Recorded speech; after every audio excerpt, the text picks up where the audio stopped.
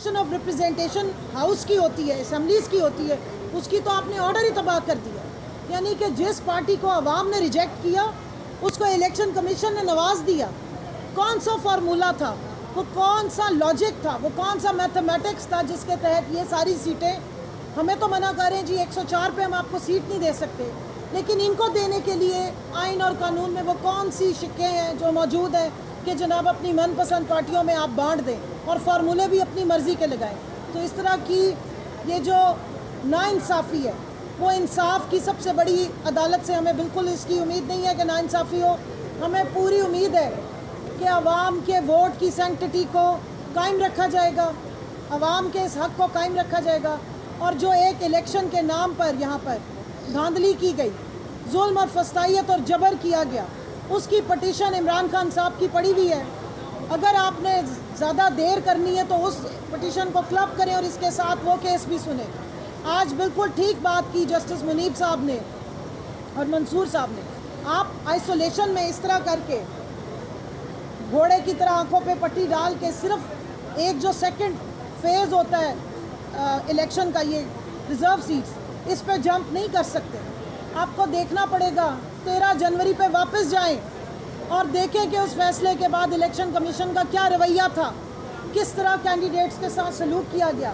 हमारे जो पेपर्स हमने जमा कराए थे, मेरे साथ आमिर डोगर साहब खड़े हैं, माशाल्लाह चीफ विप हैं और इनका तजर्बा है बेतहाशा।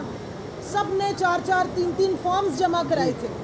जिन्होंने पीटीआई के फॉर्म जमा कराए, आपने वो फॉर्म रिजेक्ट कर दिया और अब आप यहाँ एक फॉर्म इंडिपेंडेंट का उठा के ले आए हैं। ये तो चाहते ही नहीं थे कि हमारे जो इंडिपेंडेंट के तौर पे भी अगर बेचारे कैंडिडेट्स हैं तो उनको भी इलेक्शन लड़ने दिया जाए। जो फस्तायत हमारे साथ रवा रखी गई, आरओ के ऑफिस के बाहर डाले खड़े किए गए, पुलिस खड़ी की गई, हमें स्क्रूटनी नहीं करने दी गई, हमारे प्रपोजर सेकेंडर्स को उठाया गया और आरओ ने कान बंद किए हुए थे। किसी एप्लीकेशन का जवाब नहीं दिया गया, हमें जाके अदालतों से अपने पेपर एक्सेप्ट कराने पड़े। इलेक्शन वाले दिन फस्तायत बर्ताव किया गया, आरओ के ऑफिस से दूर 25-30 फुट दूर हमें खड़ा किया गया, हमारे साथ जुल्म तशद्दुद किया गया। इस सारे को देखिए, ये अगर अदालत हमें नहीं देखेगी, ये अदालत अगर ह्यूमन राइट्स पे नज़र नहीं डालेगी और अगर बकौल जस्टिस याहिया अफरीदी के हिस्सा बकदरे जुस्सा नहीं देगी और जुस्से से ज़्यादा हिस्सा पकड़ा देगी और अपनी मोहब्बत वोट को इज्जत दो से ज़्यादा पार्टी बनेगी इलेक्शन में। इलेक्शन कमीशन एक न्यूट्रल इदारा होना चाहिए, आईनी इदारा होना चाहिए, उसका रवैया किसी एक पार्टी के साथ डिस्क्रिमिनेटरी नहीं होना चाहिए। लेकिन यहाँ हम देख रहे हैं कि इलेक्शन कमीशन तो पीटीआई का नाम सुनते ही तरमिलाना शुरू हो जाता है। तो ये वाला जो इम्प्रेशन है, मुझे पूरी उम्मीद है कि सुप्रीम कोर्ट में ये डिस्पेल होगा और बाकायदा इस पूरे इलेक्शन की भी इंक्वायरी होनी चाहिए कि इस पर क्या क्या किया जाए। हाँ, बिस्मिल्लाहिर्रहमानिर्रहीम। मैं सिर्फ 2 बातें करूँगा। आज जो इस मुल्क में सियासी बहरान है, जो आइनी बहरान है, जो मुआशी बहरान है, उसकी ज़िम्मेदार ये बिल्डिंग है और इसमें बैठे हुए ये अफराद हैं जिस बिल्डिंग के बाहर खड़े होकर हम आज बात कर रहे हैं। अगर तासुब पर मबनी ये फ़ैसला ना किया जाता कि हमसे बल्ला ना छीना जाता और फिर इलेक्शन कमीशन उसके गलत इंटरप्रिटेशन ना करता, तो आज 24 करोड़ आवाम और आज इस मुल्क के आइन और कानून के साथ जो खिलवाड़ा हो रहा है, ये ना होता। मुझे उम्मीद है कि यही ऑनरेबल सुप्रीम कोर्ट, और हम बचपन से सुनते थे कि कानून अंधा होता है और हम सब देख रहे हैं कि कानून अंधा है।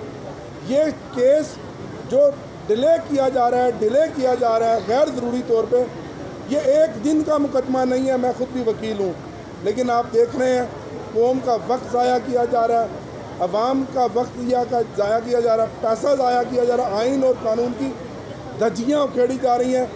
इसी नामुकम्मल पार्लियामेंट ने गुज़श्ता दिनों पाकिस्तान की तारीख़ का सबसे बड़ा ज़ालिमाना अवाम दुश्मन बजट पेश किया।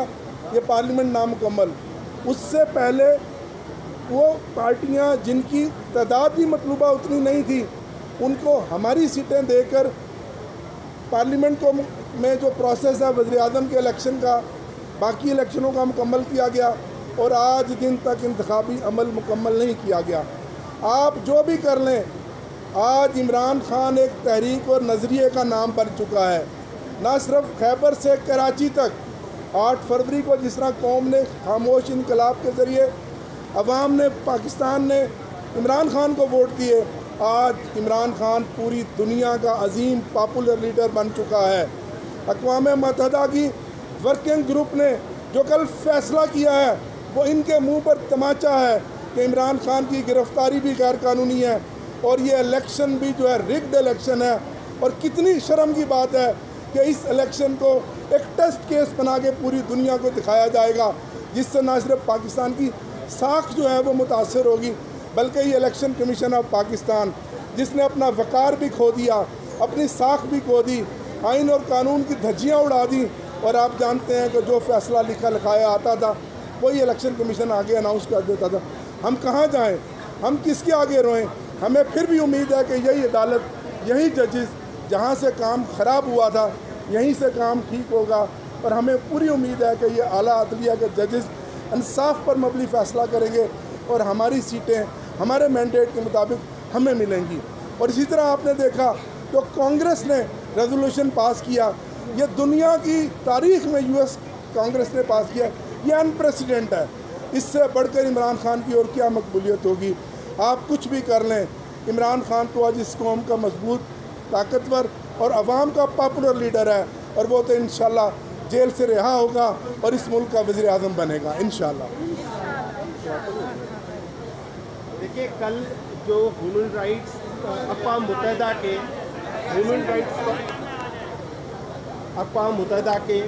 ह्यूमन राइट्स काउंसिल के वर्किंग ग्रुप का जो कल नोट आया है, इससे जाहिर हो गया है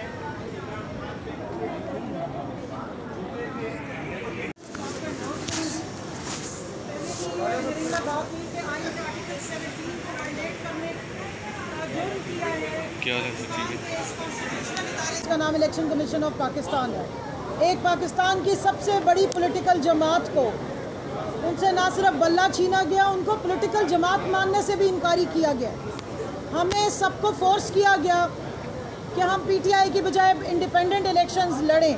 और ये बात बार बार जब सवाल किया जाता है तो चाहे अटॉर्नी जनरल खड़े हो या मिस्टर सुखंदर खड़े हो, जो इलेक्शन कमीशन को फ्रेंच ज़ुबान में आके यहाँ पर नुमाइंदगी करते हैं और उनसे पाकिस्तान के जो मुंतखब नुमाइंदे रह चुके हैं उनके नाम नहीं सही लिए जाते और उर्दू अंग्रेज़ी दोनों ही उनकी फारिग है, तो उनको ज़रूर बताना चाहिए कि जब आपसे सवाल होते हैं, जब आपसे बात पूछी जाती है कि बताइए कि कौन सा फार्मूला है प्रोपोर्शन ऑफ रिप्रेजेंटेशन का, एक पार्टी को वोट देना पड़े उसके मुताबिक नुमाइंदगी है।